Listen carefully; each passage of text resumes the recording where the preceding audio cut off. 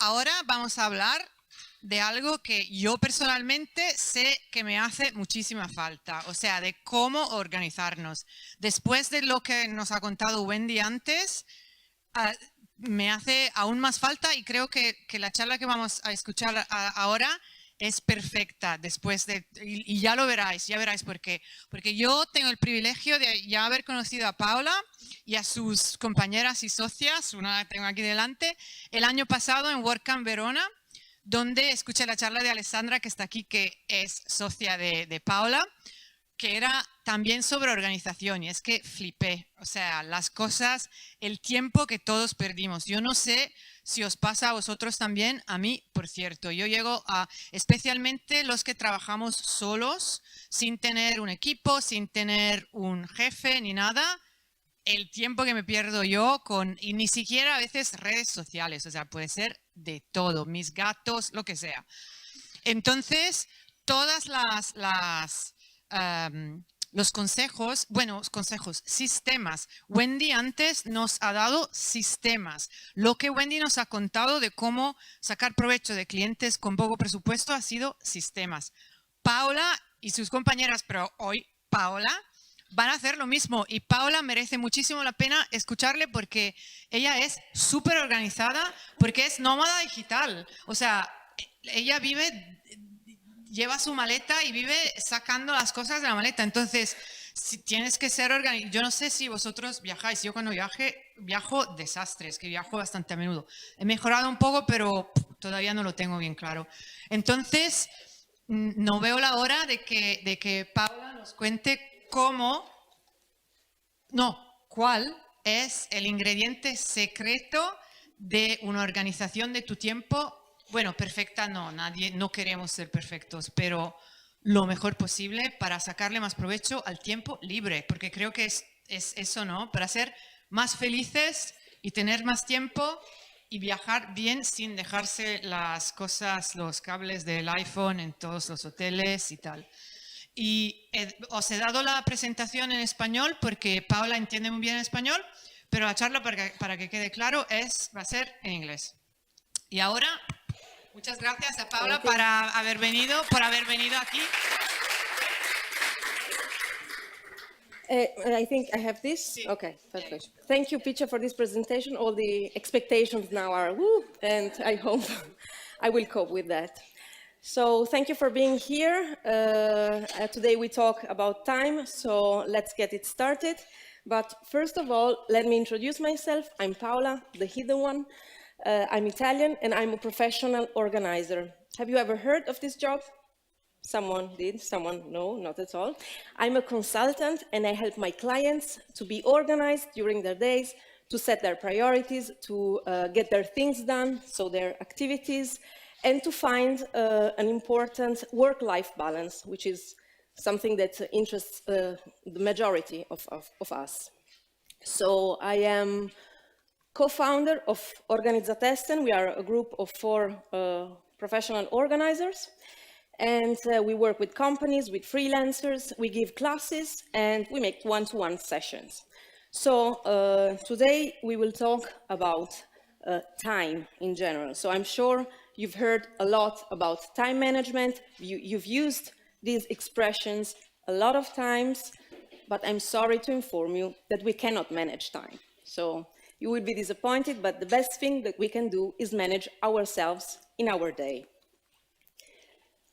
Why is there a need of a professional organizer or consultant like me, for example? Because life got really, really complicated in the last 10 or 20 years. There are so many things that we have to do, so many things that we want to do, and so little time and energy to accomplish them. So our schedule we start our schedule already in a hurry in the morning, and most of the times we arrive at the end of the day that we are exhausted and we still have a lot of things to do that we have to postpone to the next day. So we have to fit all the pieces together, and this is why it is important, like Wendy said before, to focus on the important things in your day, meaning in your work, but also in your personal life. So this is very important, to have a good time management. So we talk about time, but time is limited. We don't have that much time we would like to have. We have just 24 hours in a day, and this is for everyone. I know we would like to have an ocean of minutes all for ourselves, but we have just 24 hours, and let's say we have a pool of minutes. And in a pool, you cannot add more water than it fits. So, although we would love it, but we cannot save minutes that we didn't use properly, and we cannot get the ones that we used back. So we have to cope with what we have. Sorry, but my English sometimes it's like, okay. So we have to party with a pool. I could teach you a lot of ways to be productive, and Rocio was looking for some more productivity tools, but I'm sorry, I won't give you any today. No, we will just focus on this, that productivity is of course a solution in our day. We can learn techniques and strategies, and we can add tools in our day to get more things done. But the point is we cannot get 36-hour days. Although we are very efficient with many tools, but still, we cannot stretch our time. So we have to deal with this, and we have to be really aware of this. So what? What am I doing here? I'm not talking about time management. I'm not giving tools. What am I doing here? Now I would like to focus on something very important to me that I think could be very important to you as well. How long does a minute last? You would say 60 seconds. Okay, do we agree on that? Of course. Okay, fine. This is what we know, but in fact, how long is a minute aware of, how long does a minute last when we are aware of what we are doing compared to a minute in which we are not aware of what happens? For example, when we are scrolling our feeds, like Wendy told us, or if we are focusing on something that matters to us. So I would like to make an experiment with you. I will set a time watch on 1 minute, and we will spend this minute just being aware of the time passing by. So you just stay there, and we will see what happens. All right? Okay, let me take out my phone.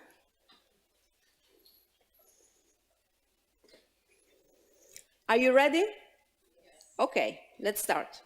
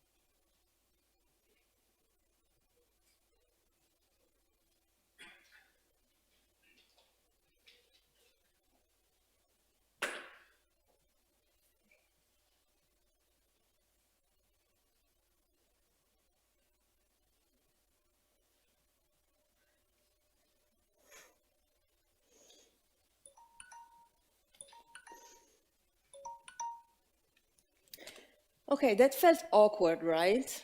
You weren't at ease, probably. We started laughing. No, not at all. Wendy, no. No, you weren't at ease, and probably you had the impulse to take out your phone, probably, to scroll down the feed, or maybe someone did it, I don't know. But this is what happens all the time. We are not aware of the time passing by. So, if you knew a minute would last so long, how many things would you do in a minute? So today I would like to introduce a new point of view. Instead of struggling to get hundreds of tasks done the whole day and running and switching from one task very rapidly, so why couldn't you just focus on a task? why couldn't you just dive deep in your time and feel it and live it? Would that be so difficult? Maybe yes, because we are not used to that. But still, this is the thing that we should start to learn, because in fact, switching very fast from one task to the other rarely gives us the feeling that we are doing well, that we are doing something with real quality. So this is something that we have to learn. So the keyword of today is awareness. Awareness is the real way to get more time in your day.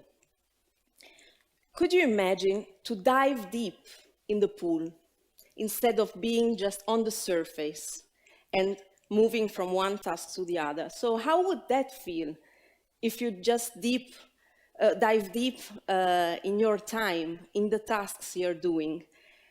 At the beginning, you would see everything blurred probably and dark. You wouldn't recognize shapes. But then, all of a sudden, you would get accustomed to it, and you would start seeing all the details that earlier weren't clear. So you would see all the things that are important to you and that are the real treasure in your day. What has organization to do with this? Organization is one of the ways, I know, to raise awareness in your day. Because all the time we have a crowded mind. We have so many things in mind, we have so many things to remember, things to do, worries or dreams as well, and they all fill our head. So organization is a way to clear your mind, to free it, to free the energy to focus on the things that matter to you, to the things that are important in your work or in your life. So this is something that we have to learn because we are not used to be aware, like we saw in the experiment earlier. And I know what you're thinking. There are so many things in your day that are a burden to you, that bother you, that feel like a pain in the neck. Something that you don't like, probably some tasks or some activities like, I don't know, accounting maybe, or writing that email to the client who's not paying you. Do you have any other example? Yes, he thought about the client who's not paying, okay. Do you have any other example of something that bothers you but still is on your to-do list? I guess you have.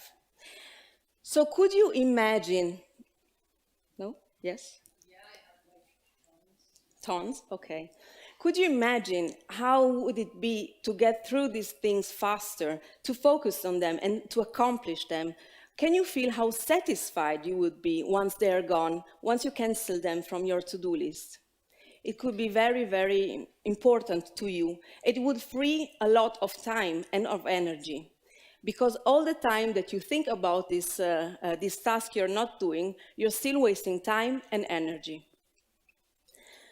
So if you start doing so, you will start to develop your strength and to be satisfied of what you're doing, because this is very important to us. If you focus on the things that bother you and you just complete them, you will feel like superpowers. You will feel very satisfied. So this is something that we should learn, we all should learn. But the problem is, someone told us that multitasking is a great skill, that we will be faster if we switch from one task to the other and we do at the same time two or more things at the same time. Unfortunately, multitasking is a big lie, because you are forcing your brain to do a lot more effort to switch from one task to the other instead of focusing on one task per time. So we are not computers. We have to admit it to ourselves, first of all, and start doing one thing at a time. I know this sounds very, very difficult, but if you still don't believe me, let's play. If you have a sheet of paper and a pen, just take them out and we will do some exercise together.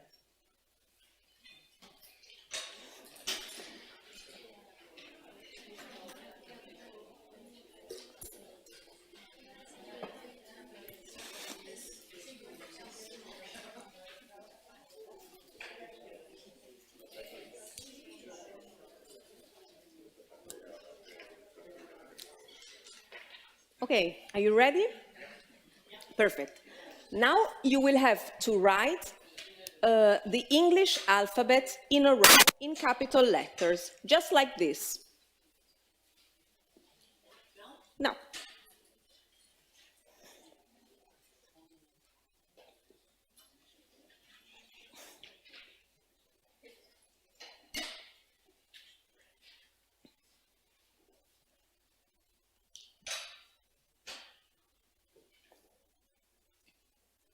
some doubts about the English alphabet, probably.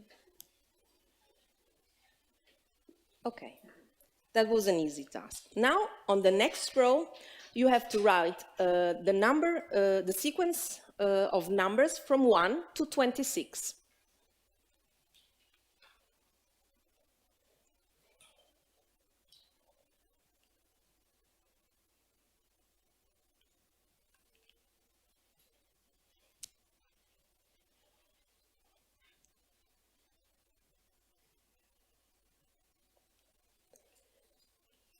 Okay, easy, right? Okay. Now, on the next row, you will have to alternate letters and numbers, just like this. So A, 1, B, 2, C, 3, until Z and 26.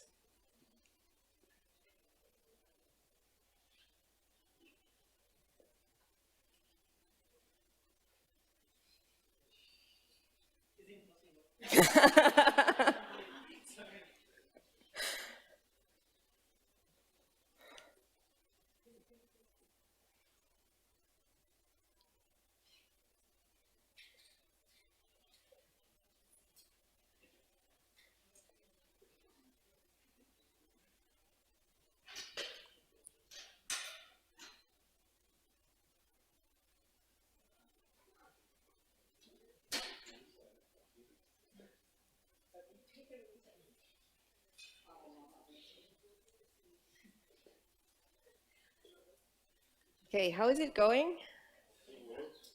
Good? Okay.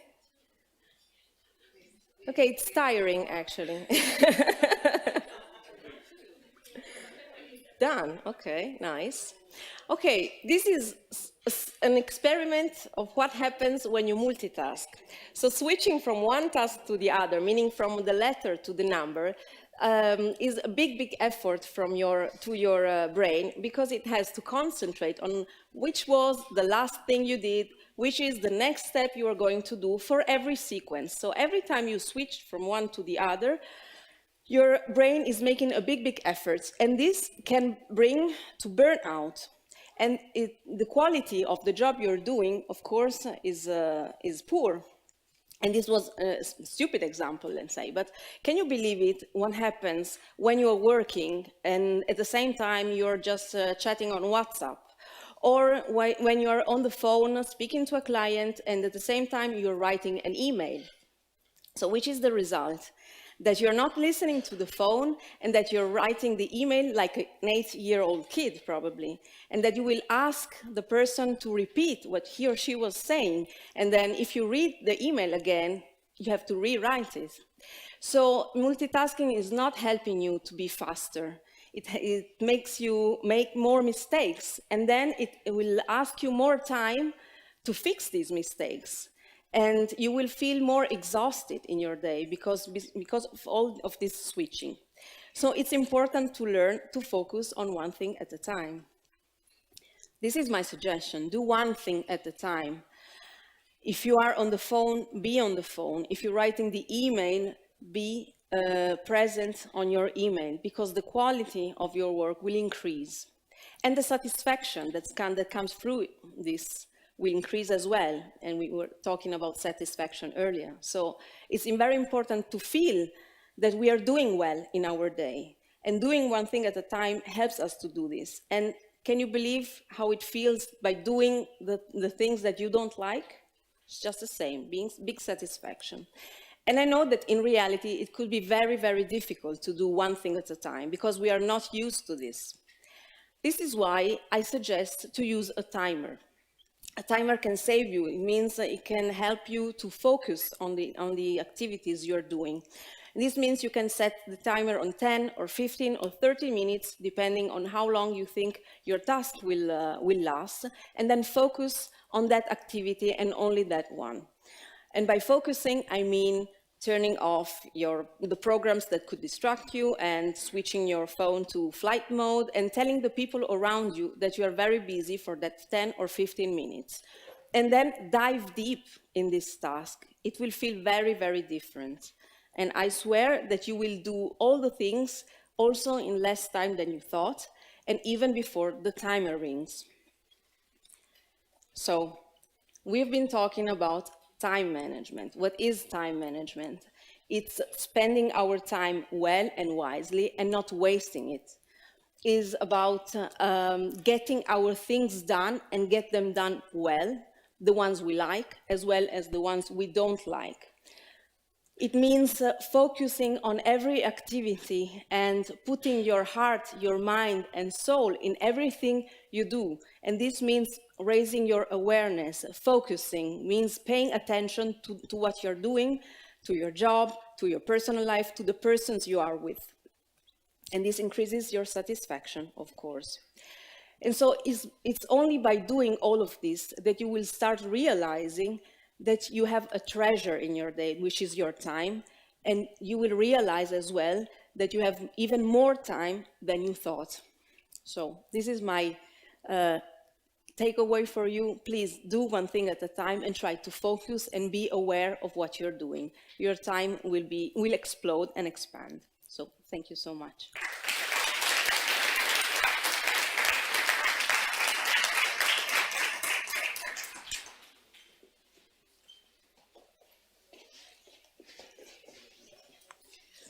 Bueno, le pasamos.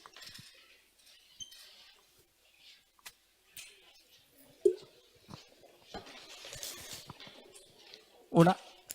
Hello, Paola. Thank you. I use the Pomodoro Sí? for my work, and I want to know what do you think about that, if you think that is useful. For me, it's useful because I have a Pomodoro of 15 minutes, and I don't know, I only want to know what do you think about that.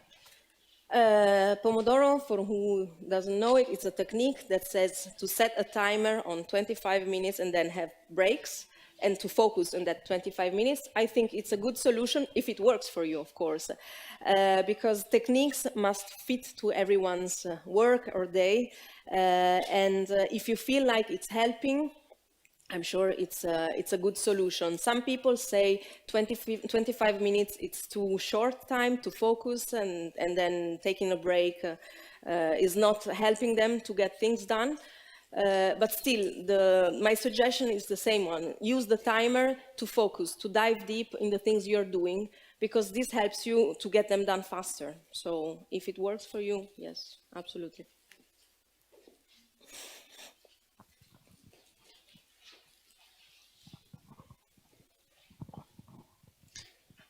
Hola, Paola. Hola. ¿Se oye? Sí. Thank you for the presentation. I want to, you said a couple of times getting things done. What do you think about the GTD methodology? Okay, I'm not really... Because what I heard is deep work and GTD. So Yeah. I'm not really a big fan of the whole GTD thing, but I think there are some... Sorry, what is? GTD is a getting things done method by David Allen, who's really like the productivity boss or whatever, he's American. And it's a method, it's a very specific one. yeah, I'm a little bit freak of that method. Of course. But it has a big problem for me because you need to feed it. You need to feed this method. And yes. You waste a lot of time just keeping all the things organized. It's what I think. For that I was asking you. Yes, just like for the Pomodoro technique. Every technique is good if you feel it, if you are comfortable using it, because otherwise it feels like it's another job. It's something that is too much. And if you have this feeling, then maybe GTD is not the system for you, but you can take some of its suggestions, actually. I like the brain dump part, for example. So brain dump is like taking out all the things that you have in mind and writing them. This is very helpful, of course, but the rest of it, Softwares or 10 methods, different methods. yeah, I know it can be. A different counts. Yes, exactly. So maybe you can take some parts of it, the ones that are useful for you, sure. And this is what we do actually in our job, to split it and to use what is okay for you. And this is what we do actually. We just try to make the best solution for the person actually, and not just taking a method and applying it completely. Because if you don't feel it, it doesn't work. Thank you.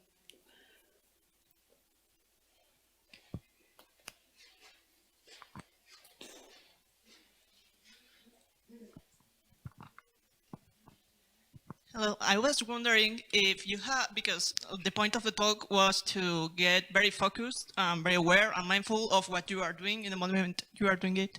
And I was wondering if you have ever worked with people who were like physically unable to focus, like people with ADHD, and how do you, and if you like recommended them some exercises, or how did you deal with them, if it has happened? Okay, no, I never work with HDHD persons, but I think some of the techniques might work for them as well. For example, I am thinking of children, for example, that cannot focus on their tasks, and maybe help them to be focused 1 or 2 minutes, and then 3 until 5, etc. This helps them to get used to some methods. But specifically with these problems, I don't know actually.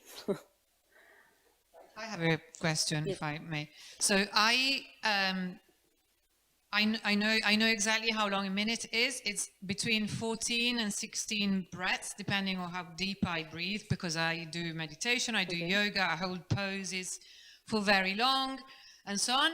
But still, I have a huge problem focusing when I'm working, because I am addicted to my phone, to Slack, to Facebook, to Twitter, to Instagram. It's terrible. I have recently, I mean, I'm a very grown woman. I mean, I'm nearly, but I feel like a child with an attention deficit problem, and it's induced by phones. And it's become recently like a real problem for me. If I have to focus, also because I work for myself, I don't have a boss, I don't have a team, I am not accountable to anyone but myself.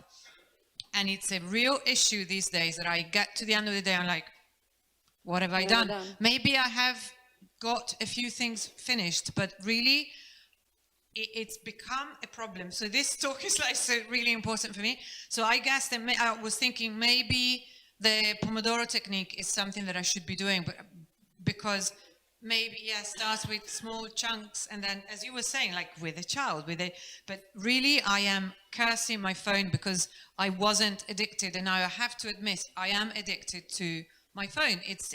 And then if I turn the phone off, well, I still have Facebook and Twitter and Slack on my computer. And the thing is that I think that I should just switch off the internet, just turn it off. But I can't do that because a lot of the tasks that I need to accomplish actually need the internet. So it's a problem. So I think that what you do is really, it's incredibly relevant these days. I guess it's not a question as in help.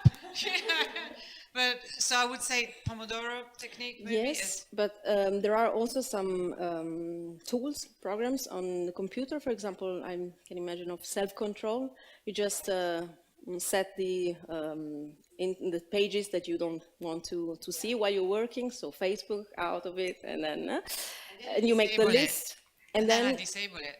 I know, but help yourself. I know, yeah. It's hard. It's hard because we are all addicted actually. So it's like. On my phone and on my computer. Well, I have an app like that because I know the problem, and it's called Freedom, and it is once it's in working, you can't turn it off. Exactly. You can't turn it off. And it's horrible. It is actually horrible because I have my Freedom app on for social media between 10 at night and 10 in the morning because because my loss of time was before I went to bed, I was endlessly scrolling through the Instagram and Facebook and whatever. And when I got up, it was the first thing I did. So I eliminated those, and it is like so refreshing. So it's amazing. But I cursed the app millions of times already. So it is, but it's working because you can't turn it off. Mm-hmm. And I think also, I hope, Freedom. What I was thinking as well is then my excuse is that some of the people I work with communicate with me via Messenger. It's just because we're used to it. We're friends on Facebook and they write to me in Messenger. So I guess that the story is that you just have to tell everybody, it's like, if you want to speak to me, you need to email me. And then we make, so I don't open Messenger. Answer immediately. You don't Yeah. have to. I know, but I get anxious because I think maybe someone's written to me and I'm going to die. I'm going to die because I can't see it. You're right. Oh, sorry, no, you don't need it. No, well, you need it. So Okay, after my rant, are there any more questions? please. No, I'm How do you do it with not work tasks? With? How do you do it with not work-related tasks? Because I am pretty good at doing focused work Yes. when it's work, but then I go cooking and cleaning and ironing and walking the dog, and right, like that. Okay. So do you also use the timer technique? You can use it if you're doing the cleaning and you don't like cleaning. You just set the timer, 15 minutes, very concentrated, and then you take just a quit? nap, you give it a break, and then you do something else. Okay. Cool.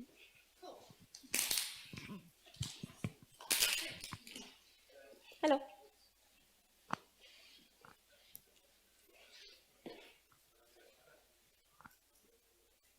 Hello. There. Hello. Sorry. Thank you for the presentation. Very interesting. My question is, when we're a lot here entrepreneurs, and when you're an entrepreneur, sometimes you have to be multitasking. Because in my case, at least, I receive calls, and then that call brings to one thing that I have to answer and do right away. And I was doing something else, and then something else happened. And it's very difficult to just say no. Or for example, I cannot put my phone, I can't not put my phone into airplane mode. It's impossible because in my case, if I miss that call, that means one sale that it's gone.